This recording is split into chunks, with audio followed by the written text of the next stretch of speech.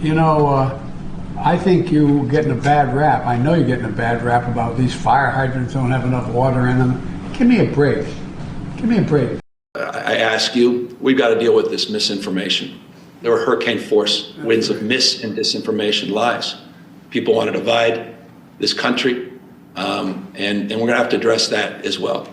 And it breaks my heart as people are suffering and struggling that we're up against those hurricane forces as well. So as I promised in the last video, we have to do a follow-up here because this phone call today between Joe Biden and Gavin Newsom was so utterly ridiculous. It really does deserve a video of its own. Now, with that said, I encourage you to go watch our prior video on this because I went into detail about how there is basically a civil war going on right now in the California Democrat Party where everyone is pointing fingers and blaming each other and trying to throw each other under the bus. But to make a long story short, essentially what is happening right now is Gavin Newsom, first of all, knows that he is losing the court of public opinion. Even Democrat voters in his state of California are really pissed off about his leadership failures amidst this wildfire crisis. And essentially what he's trying to do is refuse to take any accountability for any of his failures. He is going out there and blaming the local Democrat politicians instead of himself. He is trying to distract it by talking about Trump and all of this.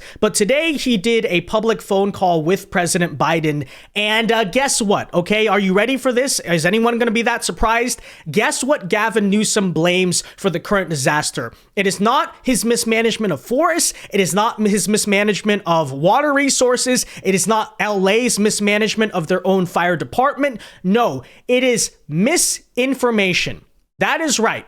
The reason these fires are allegedly so bad and Gavin Newsom's leadership is so bad, that's not even true. It's all because of misinformation. And not only does he blame that for his public disgrace currently going on, but he even goes so far as to ask that President Biden will do something about it. It's really ridiculous. Take a listen for yourself. I ask you, we've got to deal with this misinformation. There were hurricane force winds of mis and disinformation, lies.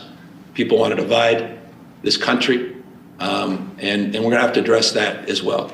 And it breaks my heart as people are suffering and struggling that we're up against those hurricane forces as well. And that's just a point of personal privilege that I share that with you because it infects real people that are out there, people I meet every single day, people the mayor's been meeting with, and they're having conversations that are not the typical conversations you'd have at this time, and you wonder where this stuff comes from, and it's very damaging as well. But we're here to get the job done. So both Gavin Newsom and Karen Bass, the mayor of Los Angeles, are essentially asking here, why are the people so angry at us, right? That's the point that Gavin Newsom is making. You know, when I go on the ground, when I talk to people, people are freaking pissed at me, and it's like, why are they so mad at me?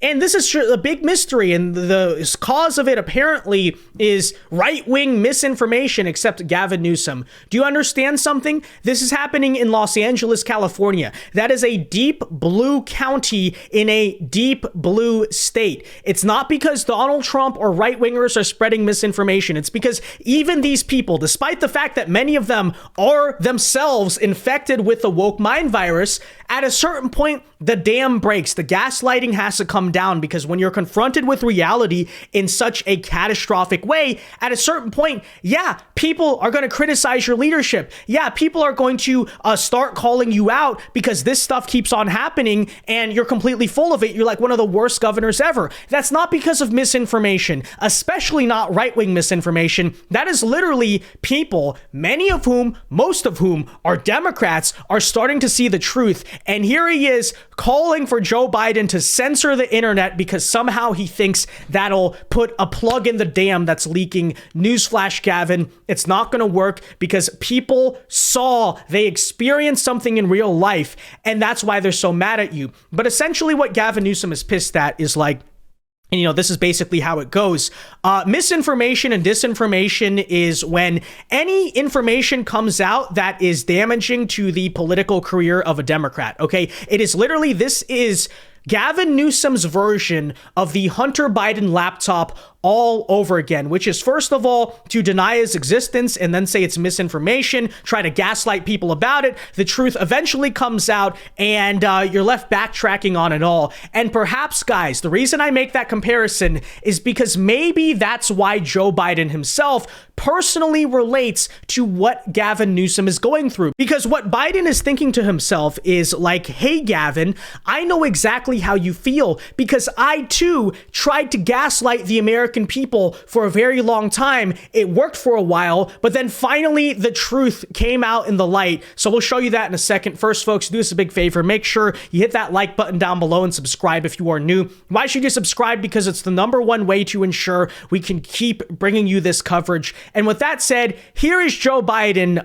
backing up Gavin Newsom on these claims of misinformation. And when you consider a lot of the things that happened in Biden's presidency, whether that's the laptop story in 2020 or his cognitive decline that he tried to gaslight about in 2024, maybe you understand why they kind of have a emotional connection on this topic. I'm just going to say, take a listen.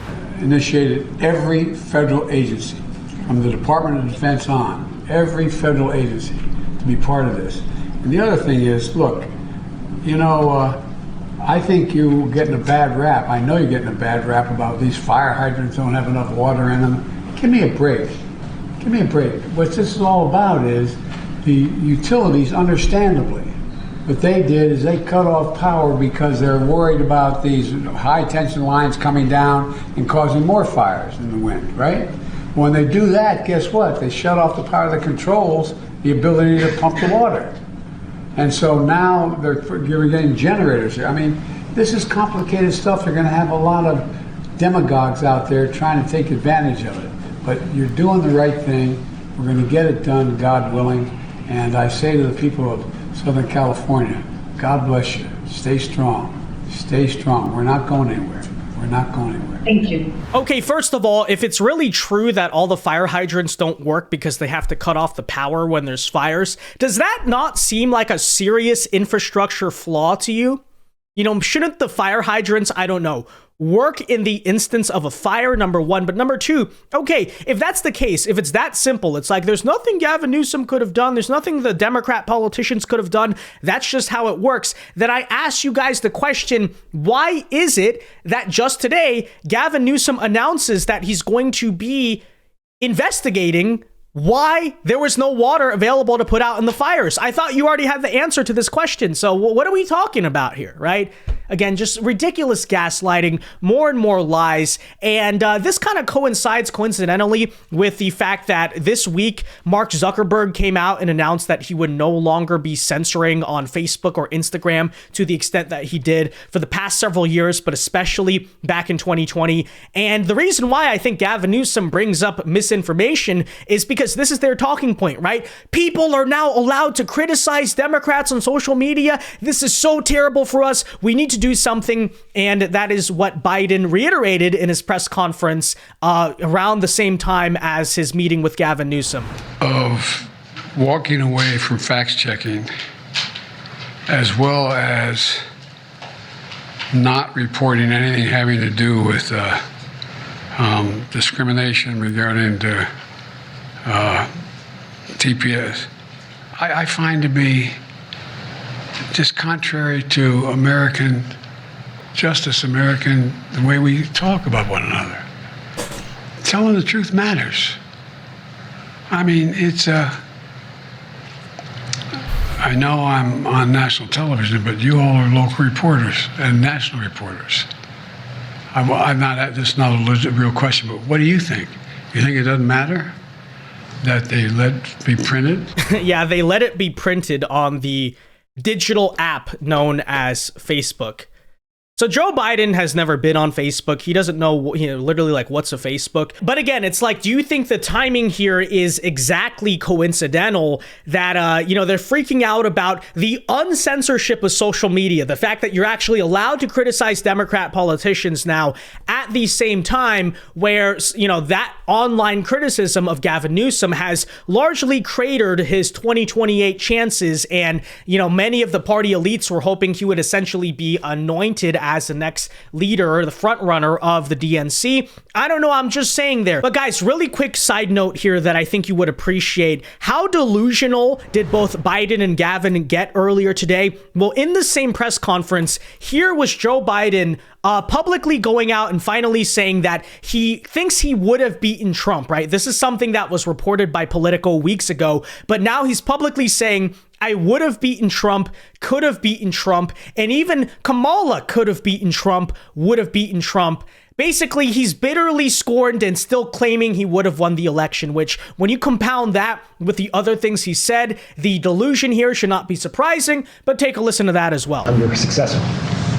I don't think so. I think I would have beaten Trump, could have beaten Trump, and I think that Kamala could have beaten Trump, would have beaten Trump.